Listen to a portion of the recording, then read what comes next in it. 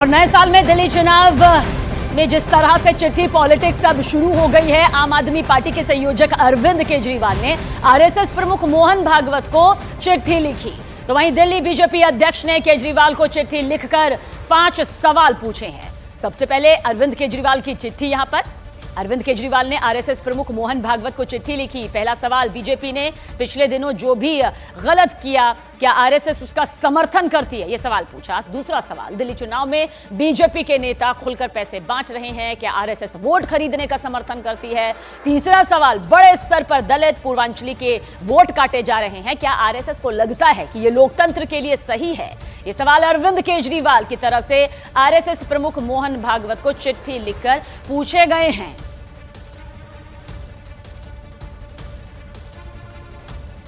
और देखिए, आम आदमी पार्टी के संयोजक अरविंद केजरीवाल की चिट्ठी का जवाब देने के लिए बीजेपी की तरफ से सुधांशु त्रिवेदी आए। उन्होंने अरविंद केजरीवाल को नसीहत दे डाली और कहा कि पहले अरविंद केजरीवाल संघ से सेवा भाव सीखे।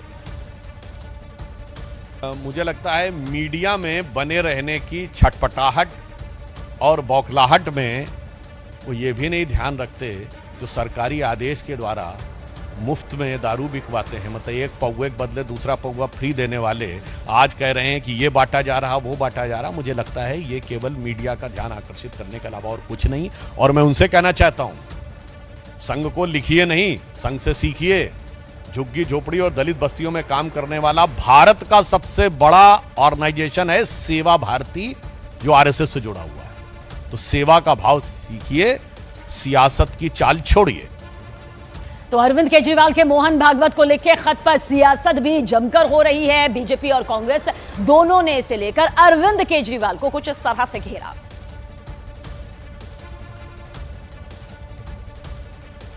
निश्चित रूप से बड़ा गंभीर मामला है कि एक ही मकान पर 38 वोट कैसे बन गए।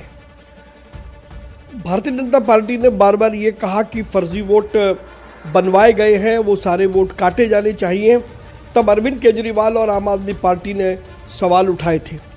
लेकिन ये एक मामला ऐसा है जो ये बताता है कि सब कुछ सही नहीं है। बड़ी मात्रा में इस प्रकार के फर्जी वोट बनवाए गए होंगे।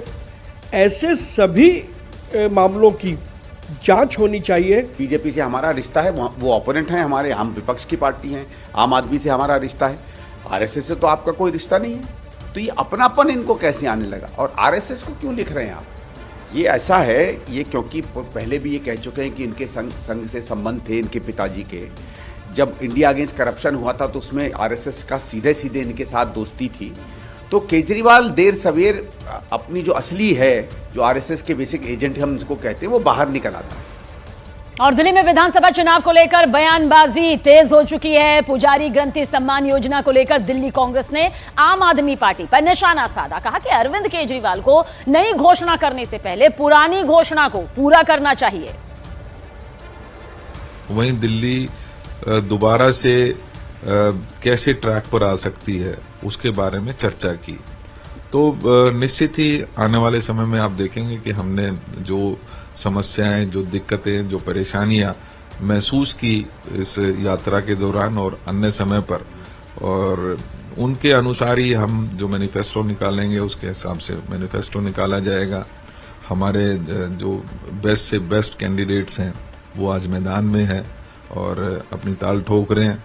लगातार उससे बेचैनी भी बढ़ रही है, खासतौर पे आम आदमी पार्टी की। आपने देखा होगा कि केजरीवाल जी बौखलाए हुए हैं जब से हमारे कैंडिडेट्स अनाउंस हुए हैं, और कहीं ना कहीं अनर्गल बयानबाजी भी उन्होंने शुरू की है।